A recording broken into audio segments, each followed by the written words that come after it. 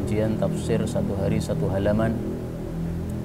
Kita sudah sampai pada Mushaf Al-Quran halaman 39. Masih pada tafsir surah Al-Baqarah juz yang kedua. Kita baca dulu ya. A'udzu billahi minasy syaithanir rajim min hamzihi wa nafthihi wa nafthihi.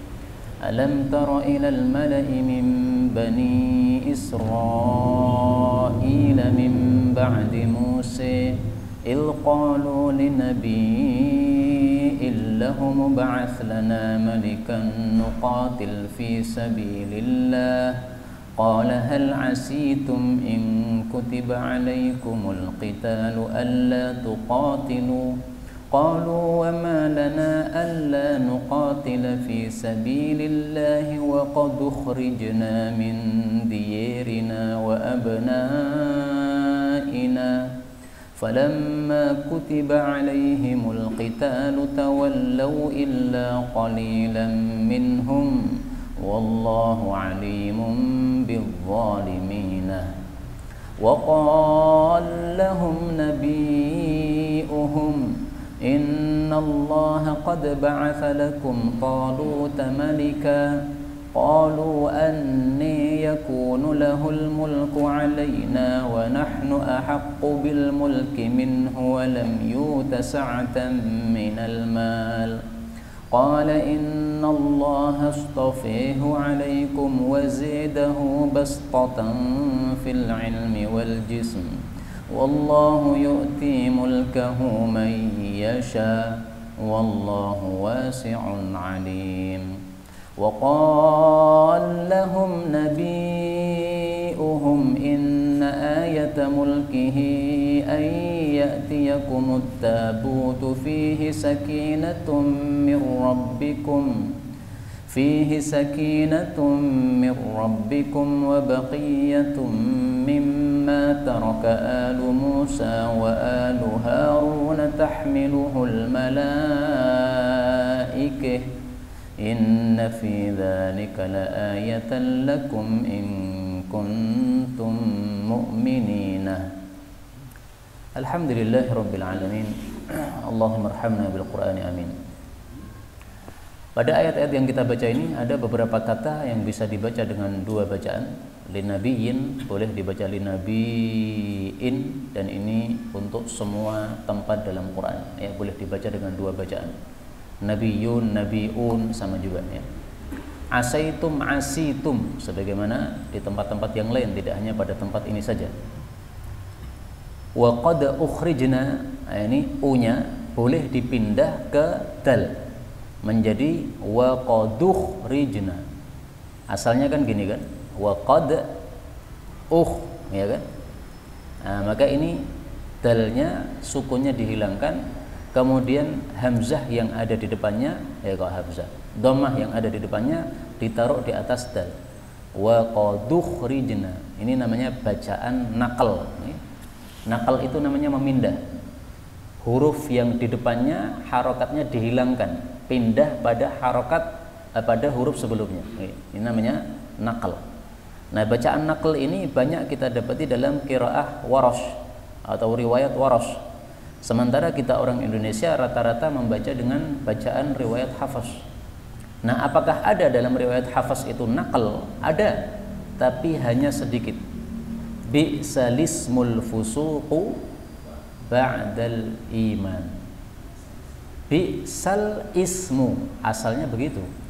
Tapi kemudian i-nya ini harokatnya dipindahkan kepada lam menjadi bi'salismu.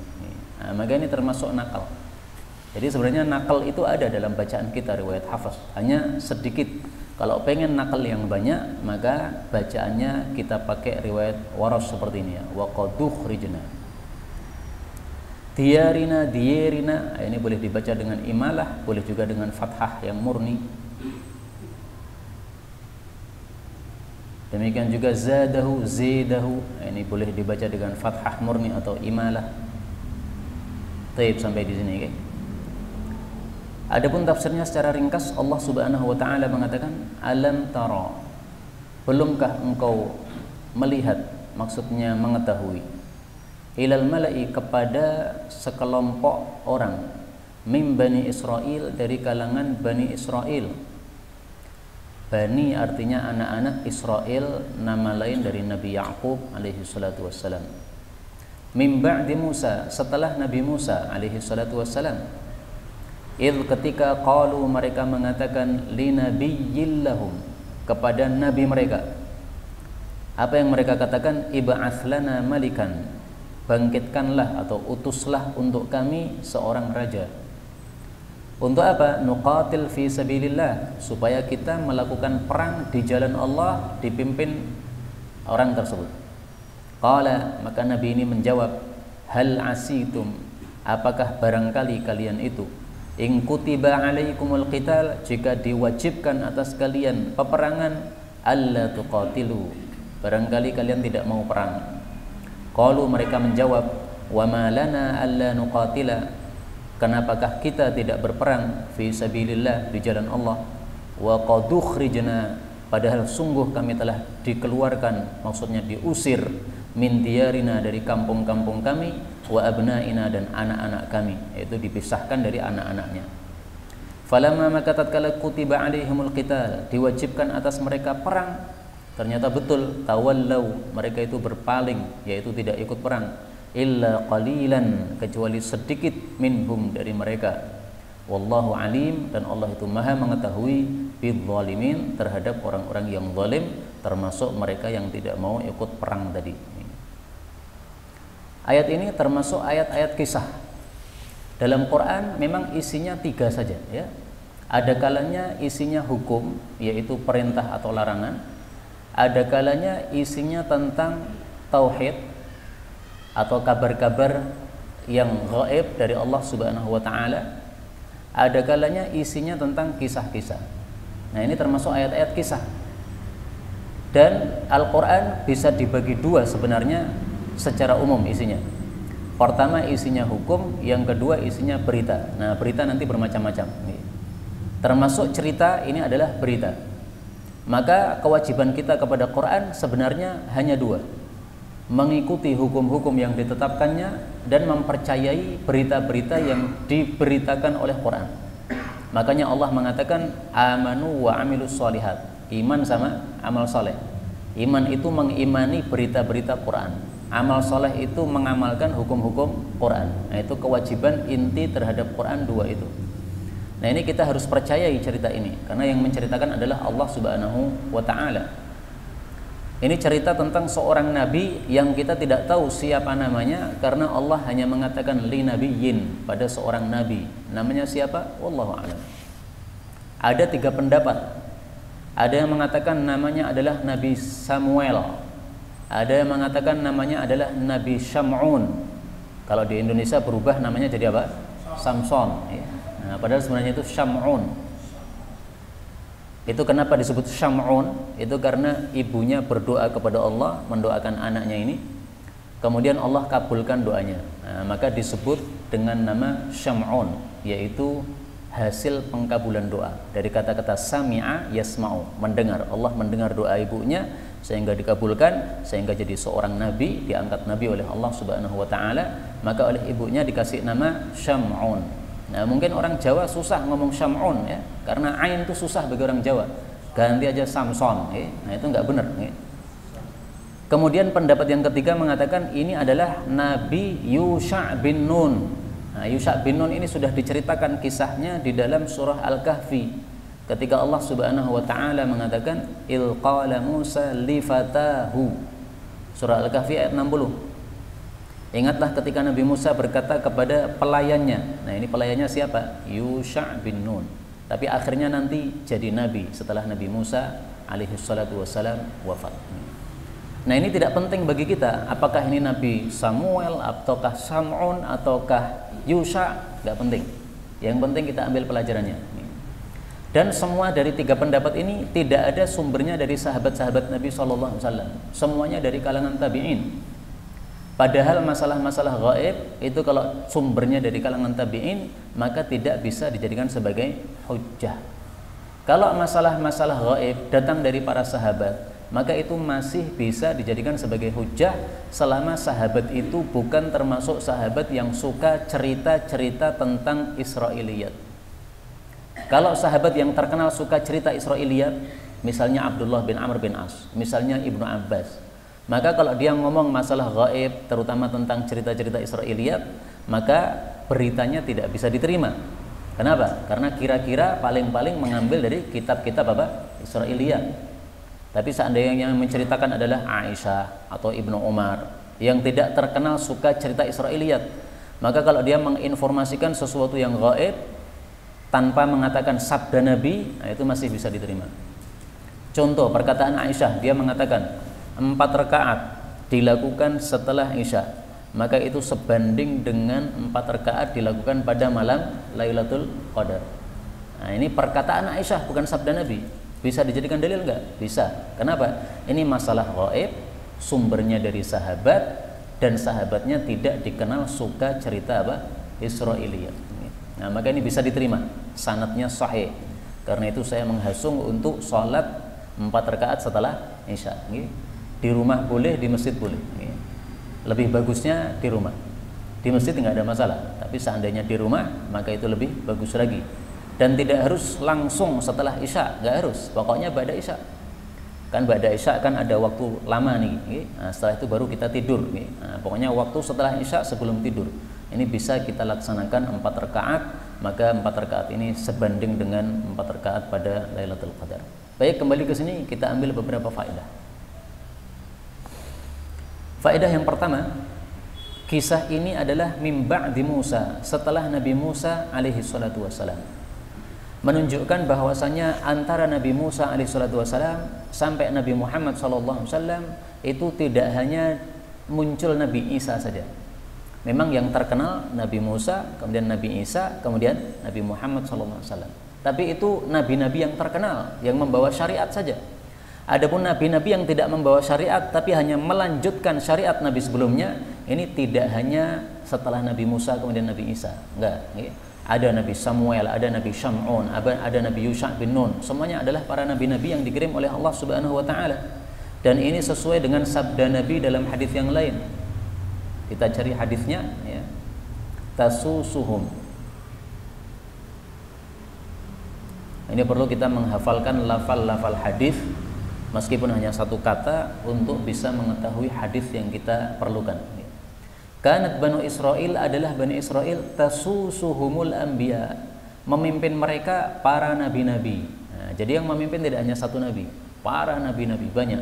Kullama halaka nabiyyun, tiap kali mati seorang nabi, khalafahu nabiyyun, menggantikannya nabi yang lain. Nabi Musa wafat, digantikan oleh mungkin Nabi Harun, kakaknya. Tapi saya nggak ngerti, lebih duluan wafat Nabi Musa atau Nabi Harun. Yang jelas Nabi Harun itu penggantinya Nabi Musa ketika Nabi Musa safar. Dan Nabi Harun lebih tua daripada Nabi Musa alaihissalatu wassalam. Tapi kemudian ada Nabi Yusha' bin Nun, ada Nabi Syam'un, ada Nabi Samuel. Ini semuanya nabi-nabi Bani Israel.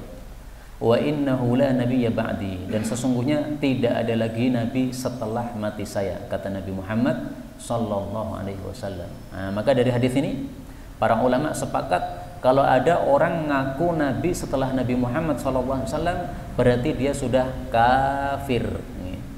Kenapa kafir? Karena ini dalilnya sudah qat'i, tidak ada nabi lagi setelah saya. Qat'i sudah. Karena itu FPI sangat keras memerangi Ahmadiyah. Kenapa? Kelompok kafir. Kalau terhadap selain Ahmadiyah, kelompok Islam yang masih Muslim, nah itu mereka tidak begitu keras di dalam menolaknya.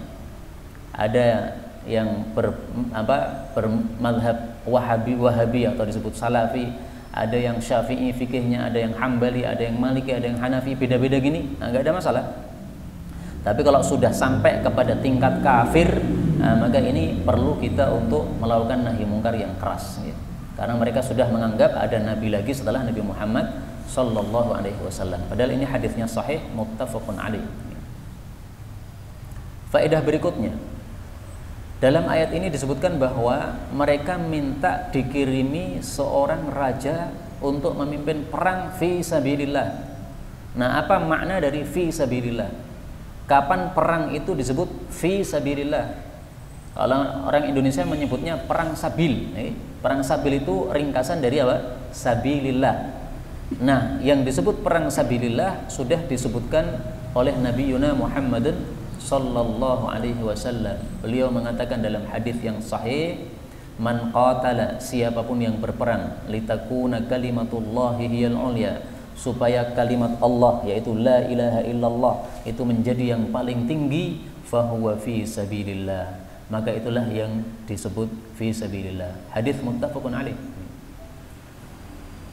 Jadi orang boleh berperang dengan model yang atau zahirnya sama, tetapi niatnya bisa beda-beda. Ada orang perang membela Indonesia. Kenapa? Karena ini tanah air saya. Mau dia kafir, mau dia muslim, pokoknya saya bela. Nah, berarti dia bukan fisabilillah. Disebut fisabilillah kalau niatnya adalah untuk menegakkan kalimat Allah, membela Islam. Ini Indonesia negaranya umat Islam. Nah, jangan sampai dijajah oleh orang-orang kafir. Kita tidak rela. Kenapa? Nanti kalau dijajah oleh orang-orang kafir, dikuasai orang kafir, akan dihapus agama Islam dari situ. Nah, berarti membela Islamnya di sini. Nah, maka ini termasuk fisabilillah. Sehingga perang yang dipimpin oleh ulama-ulama kita zaman dulu melawan Belanda dan juga Jepang, nah ini termasuk perang fisabilillah karena tujuannya untuk membela Islamnya, bukan semata-mata negaranya, tapi membela negara dalam rangka membela Islam yang ada padanya. Tapi kemudian faedah berikutnya, dalam ayat ini disebutkan bahwasanya falamma kutiba alaihil qitalu tawallau illa qalilan minhum. Ketika perang betul-betul sudah diwajibkan, ternyata banyak yang berpaling, tidak ikut perang, kecuali sedikit saja. Nah, dari sini kita ambil pelajaran bahwa umat Islam itu yang sungguh-sungguh menjalankan agama itu sejak zaman dulu sampai sekarang tidak berubah, hanya sedikit. Kita bisa lihat nih, kalau ada pengajian Quran seperti ini, yang hadir berapa persen dari umat Islam yang ada?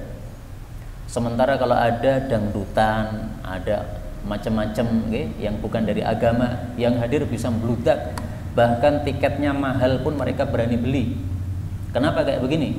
Karena memang orang baik itu sangat sedikit. Dari zaman dulu sampai sekarang, sampai hari kiamat tidak akan berubah. Bahkan Rasul sallallahu alaihi wasallam bersabda, "Ma min amin illa walladzi ba'dahu syarrun minhu." Tidak ada suatu tahun kecuali tahun setelahnya lebih jelek daripada yang sebelumnya. Hatta talqau rabbakum, sampai kalian berjumpa kepada Allah Subhanahu wa taala, maksudnya sampai kiamat. Hadis riwayat Tirmidzi sahih. Karena itu kaum muslimin rahimani wa rahimakumullah, kita hendaklah bersyukur kepada Allah. Kita sudah diberi hidayah mau salat jamaah. Tidak semua orang mau salat jamaah. Kita bersyukur kepada Allah diberi hidayah mau datang ke pengajian. Tidak semua orang mau pengajian. Dan ini termasuk rahmat Allah, di mana Allah setiap waktu itu pasti memberikan orang-orang yang mau mempelajari Quran dan Sunnah. Kalau zaman dulu Bani Israel, setiap nabi mati diganti nabi lagi, diganti nabi lagi. Ini rahmat Allah. Allah tidak mau membiarkan manusia ini dalam keadaan tersesat, tidak ada yang memberikan petunjuk. Nah, sekarang sudah tidak ada nabi lagi, Allah ganti yang lain, yaitu penggantinya para nabi, para ulama, para kiai. Selalu ada ulama mati, pasti akan muncul ulama lagi. Karena itu kita tidak usah khawatir kalau ulama kita mati, nggak usah khawatir. Karena agama Islam ini selalu akan dijaga oleh Allah Subhanahu wa taala. Ulama mati ya biar, orang ini dipanggil oleh Allah Subhanahu wa taala. Karena pasti Allah akan gantikan ulama yang lain. Yang penting kita harus ikut andil di dalam menyebarkan agama Islam ini. Ada kalanya sebagai orang yang menjelaskan agama, berbicara, ada kalanya sebagai orang yang mendengarkan penjelasan. Karena orang yang mendengarkan penjelasan bisa menyampaikan kepada orang berikutnya lagi, generasi setelahnya lagi. Nah, maka ini termasuk rahmat Allah Subhanahu wa taala kepada kita. Kita termasuk qalilan, orang-orang yang sedikit. Ada satu doa dikira ini doanya Nabi, padahal bukan. Doanya apa? Allahumma, ya Allah, saya tulis di sini. Allahumma ij'alni, jadikanlah saya minal qalil, termasuk kelompok yang sedikit.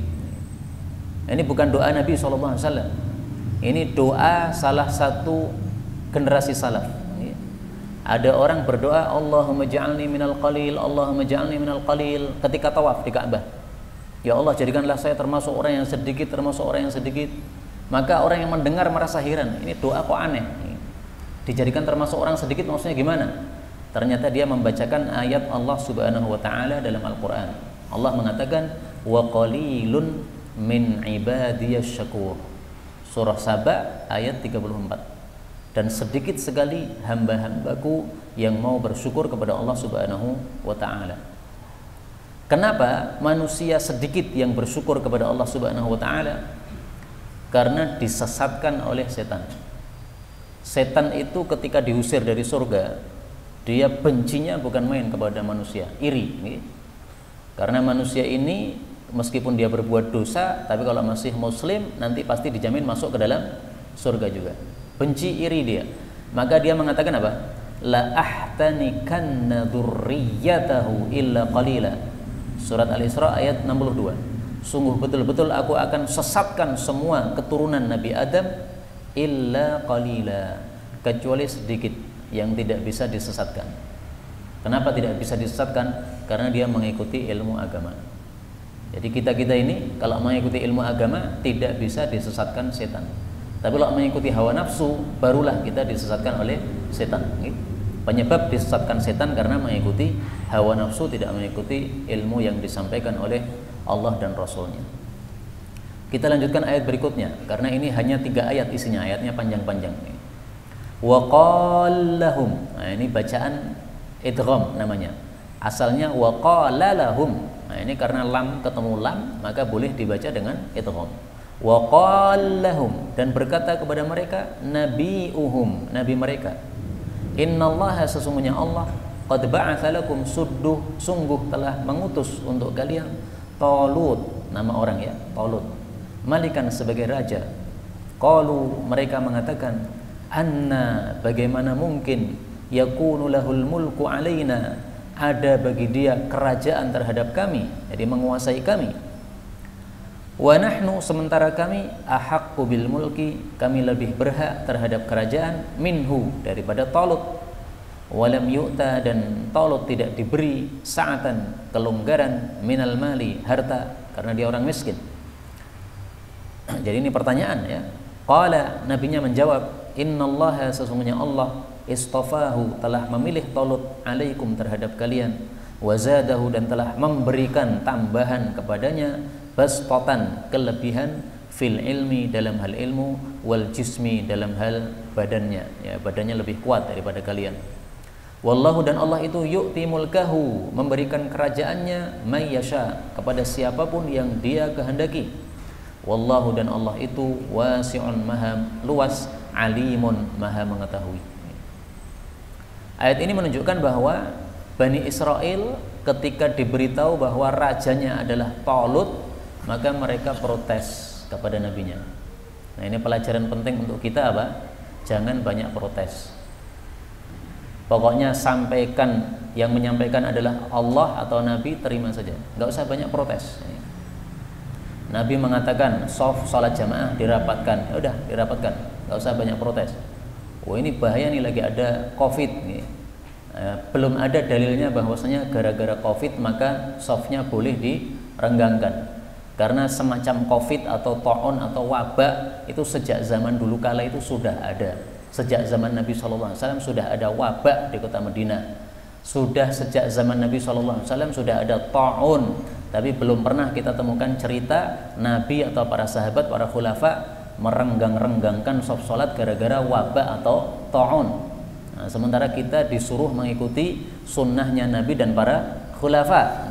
Nah, sehingga jangan banyak protes. Ya udahlah, taat saja kepada Allah, taat kepada Rasul, pasti akan lebih berkah. Dalam hadis yang sahih, Rasulullah Shallallahu Alaihi Wasallam memberitahukan rahasia kenapa Bani Israel hancur binasa. Rasulullah mengatakan, "Dzaruni ma taraktukum, ma nahaitukum anhu fajtanibu." Apapun yang saya larang kepada kalian, jauhi. Enggak usah banyak protes. Wa ma amartukum bihi faf'alu minhu mastata'tum. Apapun yang saya perintahkan, lakukan semampu kalian. Enggak usah banyak protes. fa innama ahlakal ladzina min qablihim, karena yang membuat binasa orang-orang sebelum kalian adalah kathratu masailihim, banyak bertanya padahal tidak diperlukan untuk bertanya, wa ikhtilafuhum ala anbiya'ihim, menyelisih nabi-nabi mereka. Hadis riwayat Muslim sahih. Nah, contohnya banyak bertanya dan menyelisih nabi gimana dalam ayat tadi. Nabi sudah tetapkan rajanya Talut. Nah, mereka bertanya, kenapa dia jadi raja? Dia kan dari kalangan fakir miskin dan dia bukan dari keluarga raja. Kami yang dari keluarga raja mestinya kami yang berhak mimpin. Kenapa yang dari tentara biasa kok diangkat jadi pemimpin peperangan? Jadi Talut ini termasuk dari ajnad. Ajnad itu pasukan biasa, pasukan bawahan. Sementara mereka yang usul ini tadi, mereka termasuk orang-orang asyraf, orang-orang yang mulia, yang punya pangkat dalam kerajaan yang ada pada waktu tersebut. Nah, maka ini termasuk kathratu masalihim, banyak tanya, ikhtilafu, menyelisih, tidak manut, tidak taat kepada nabi mereka. Ini adalah pelajaran paling penting dari ayat ini. Jadi ayat ini disampaikan bukan untuk ditiru, tapi untuk dijauhi keburukan yang diceritakan di dalamnya. Kita ambil faedah yang lain dari ayat ini. Dalam ayat ini disebutkan bahwasanya innallaha astafahu alaikum, Allah lah yang memilih Talut atas kalian. Artinya Nabi ini menetapkan Talut sebagai pemimpin bukan dari pendapat dia, tapi dia hanya menyampaikan wahyu. Dia mendapatkan wahyu dari Allah, ini jadikan Talut sebagai pemimpin perang. Nah, maka Nabi ini mengatakan ini pemimpinnya Talut. Dia tidak memilih dari dirinya sendiri, tapi innallaha astafa, Allah yang memilihnya. Nah, sekarang kita pengen tahu kenapa Allah itu milih Talut. Karena kalau Allah milih itu pasti ada sebabnya. Kenapa dipilih oleh Allah Subhanahu wa taala? Ternyata sebabnya adalah wazadahu bastatan fil ilmi wal jism. Dia punya kelebihan dari sisi ilmu dan juga dari sisi badannya kuat. Nah, maka dari sini para ulama tafsir mengambil pelajaran, seorang yang memimpin peperangan atau jadi raja itu sangat pantasnya memiliki dua sifat ini. Sifat pertama, ilmunya luas, orangnya pinter. Sifat yang kedua, dia badannya apa? Kuat. Kalau dia pinter tapi lemesan seperti saya ini nggak cocok jadi pemimpin perang. Nanti kalah kabeh. Atau badannya kuat, gede, tapi otaknya nggak begitu pinter. Nah, itu jangan mimpin. Nanti ketika ada masalah bingung dia, gugup menghadapi masalah. Tapi yang dipilih orang-orang yang pinter dan badannya kuat. Contohnya Khalid bin Walid, badannya tegap, besar, dan dia pinter. Contohnya lagi Umar bin Khattab. Umar bin Khattab itu kalau naik kuda itu, Pak, itu kakinya ngelengser ke tanah, saking tingginya badannya. Kalau kita naik kuda kan kakinya ngawang tuh, Pak. Iya, rata-rata orang naik kuda itu kakinya pasti apa? Di atas. Ini saking tingginya Sayyidina Umar, naik kuda itu langsung aja, klek. Nah, itu naik itu masih apa? Masih ada sisa antara pantatnya dengan punggungnya kuda, saking tingginya. Dan dia pinter, nah cocok untuk mimpin perang kayak begini. Maka Allah Subhanahu wa taala memilih ini gara-gara dia memiliki bastatan fil ilmi, kelebihan dalam hal ilmu, wal jismi, dan kelebihan dalam hal kekuatan badan. Dan ini mengingatkan kita ayat yang sangat terkenal yang katanya ayat itu ayat untuk melenyapkan utang yang kita tanggung, yaitu surat Ali Imran ayat 26. Qulillahumma malikal mulki tu'til mulka man tasha'u wa tanzi'ul mulka mimman tasha', dan seterusnya. Katakanlah ya Allah, wahai zat yang memiliki kerajaan, engkau memberikan kerajaan kepada siapapun yang engkau kehendaki, dan engkau cabut kerajaan dari siapapun yang engkau kehendaki. Engkau memuliakan siapapun yang engkau kehendaki, dan engkau merendahkan siapapun yang engkau kehendaki. Biyadikal khair, di tanganmu segala kebaikan. Artinya kalau ada kebaikan-kebaikan itu yang ngatur Allah. Lah terus kalau ada keburukan sama juga yang ngatur Allah. Jadi sebenarnya ini biyadikal khairu wasyarru. Tapi keburukan tidak disebutkan. Kenapa? Untuk adab kepada Allah. Jangan nisbatkan keburukan kepada Allah. Allah itu penyebar corona. Ya memang benar yang menetapkan penyebaran corona adalah Allah. Tapi tidak pantas kita mengatakan apa? Allah penyebar corona. Ini enggak sopan sama Allah Subhanahu wa taala. Biyadikal khair, innaka ala kulli syai'in qadir. Nah, ini yang relevan dengan masalah yang kita bahas adalah kalimat ini. Tu'til mulka man tasya. Engkau berikan kerajaan kepada siapapun yang engkau kehendaki. Talut termasuk yang dikehendaki oleh Allah jadi raja. Meskipun dia dari ajnad, pasukan bawahan, tapi dia ilmunya cerdas, badannya kuat. Dipilih oleh Allah Subhanahu wa taala. Karena itu kalau ada orang dipilih oleh Allah, kita tidak usah iri. Nah, ini sudah pilihan Allah. Kalau kita iri, itu seolah-olah kita itu tidak terima dengan ketetapan Allah. Ya Allah, kenapa engkau memilih dia? Ada ulama terkenal misalnya, ada kiai terkenal misalnya. Ternyata dia bukan dari keturunan kiai, dari keturunan orang biasa, bapaknya orang biasa. Ya enggak ada masalah. Kiai itu tidak harus anaknya kiai. Anaknya maling tapi akhirnya dia belajar agama sungguh-sungguh jadi kiai, enggak ada masalah. Betapa banyak contoh di dalam Islam ini ulama-ulama yang nasabnya enggak jelas. Bapaknya siapa itu enggak dikenal. Misalnya ya, ada seorang budak namanya Atha bin Abi Rabah. Abu Rabah itu siapa? Enggak ngerti kita. Tapi dia ulama terkenal. Asalnya dia seorang budak, tapi karena majikannya melihat ini orangnya saleh, sungguh-sungguh di dalam belajar, akhirnya majikannya cerdas, mengatakan sudah, kamu merdeka saja. Karena kalau kamu merdeka, kamu bisa belajar lebih sungguh-sungguh lagi. Akhirnya dia setelah dimerdekakan oleh Allah Subhanahu wa taala, maka dia tinggalnya di masjid, nggak pernah keluar-keluar.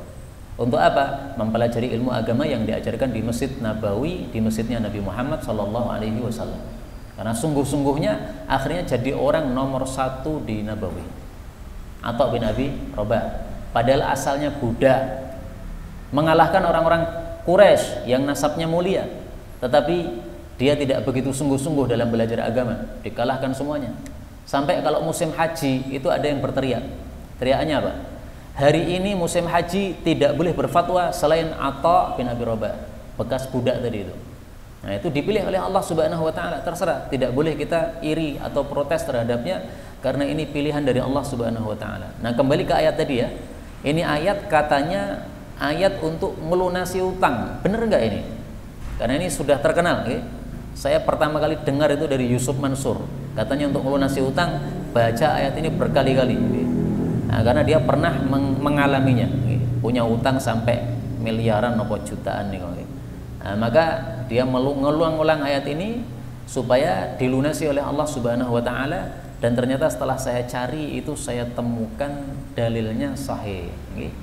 Maka bisa apa? Bisa diamalkan. Diriwayatkan oleh At-Tabarani dalam kitab Mu'jamus Shaghir bisanadin jayyid, dengan sanad yang baik. Nah, maka hadisnya ini hasan atau sahih. Bahwasanya Rasul sallallahu alaihi wasallam bersabda kepada Mu'adz, "Maukah saya ajari kamu satu doa yang apabila kamu berdoa dengannya, maka seandainya kamu punya hutang sebesar gunung Uhud, maka Allah pasti akan melunaskan untuk kamu. Ucapkanlah wahai Mu'adz, Allahumma malikal mulki tu'til mulka man tasha wa tanzi'ul mulka mimman tasha." Ini boleh dua bacaan ya. Tasha boleh, tapi harus panjang, atau tasha pendek. Wa tu'izzu man tasha wa tudhillu man tasha. Tapi kalau berhenti ya. Kalau lanjut harus panjang. Wa tudhillu man tasha'u biyadikal khairu innaka ala kulli syai'in qadir. Tapi ada lanjutannya.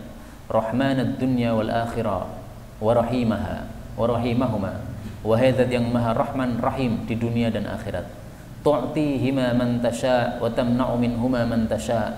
Engkaulah yang memberikan kepada siapa yang engkau kehendaki dan mencegah dari siapa yang engkau kehendaki. Irhamni rahmatan tughnini biha an rahmati man siwak. Rahmati saya dengan rahmat yang mencukupi saya dari rahmatnya orang selain engkau. Nah, ini doa untuk orang-orang yang merasa keberatan untuk apa? Melunasi hutang. Tapi jangan salah paham.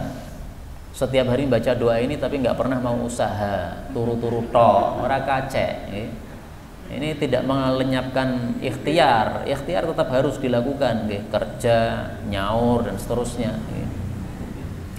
Kemudian Allah Subhanahu wa taala mengatakan wa qallahum nabiyuhum, dan berkata kepada mereka nabi mereka, inna sesungguhnya ayata mulkihi, tanda kerajaan Talut, ayatiyakum bahwasanya datang kepada kalian at-tabut, satu peti, fihi di dalam peti tadi sakinatun, ada ketenangan, min rabbikum, dari Rabb kalian, wa baqiyatun, dan ada sisa, mimma taraka, dari apa yang ditinggalkan oleh alu Musa, keluarga Nabi Musa, maksudnya ya Nabi Musa sendiri, wa alu Harun, dan keluarga Nabi Harun, maksudnya ya Nabi Harun sendiri.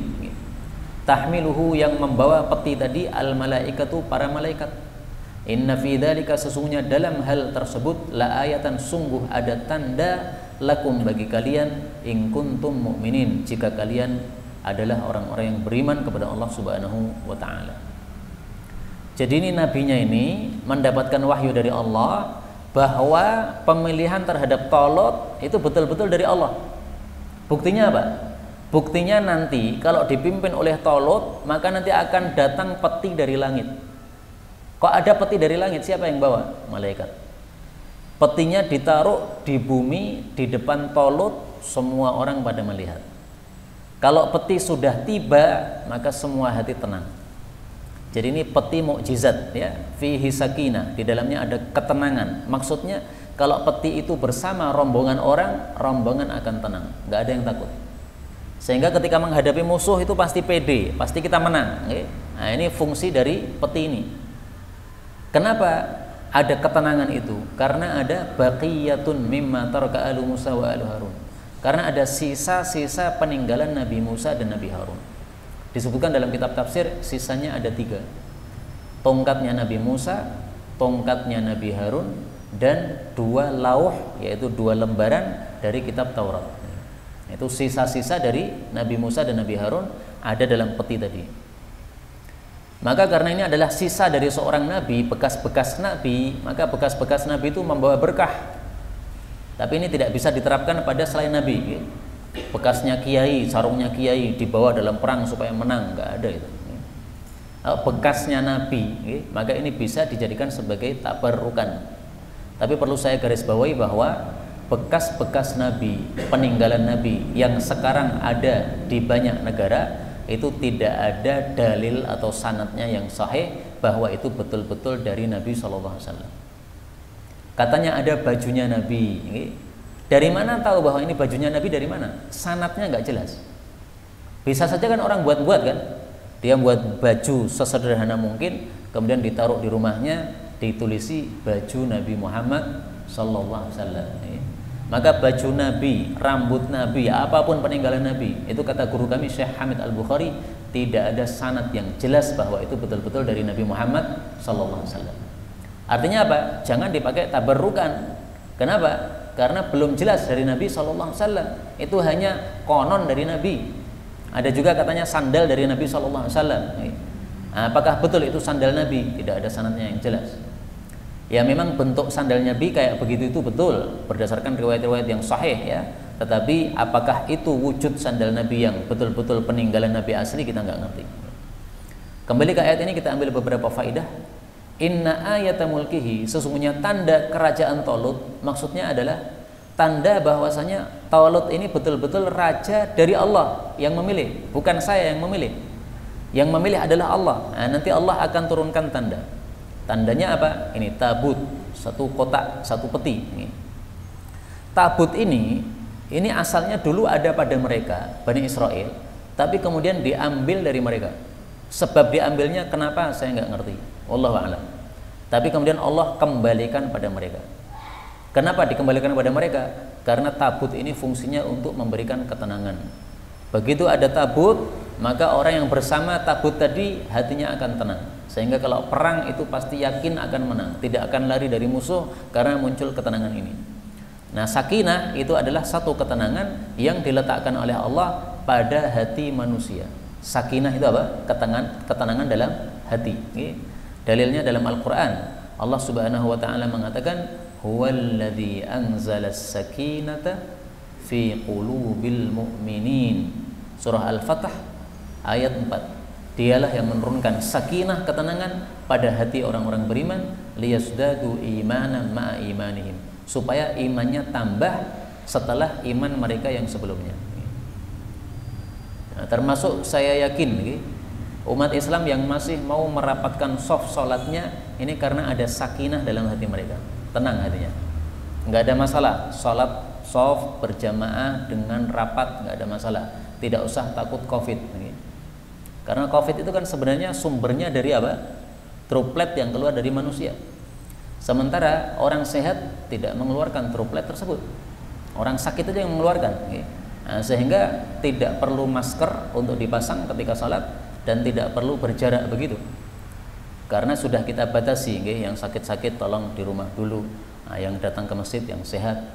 Kalau sakit datang ke masjid mungkin bisa berbahaya. Karena kalau dia membawa droplet yang mengandung virus tadi, dia bisa memindahkan kepada orang lain. Ya boleh yang sakit datang ke masjid tapi pakai masker.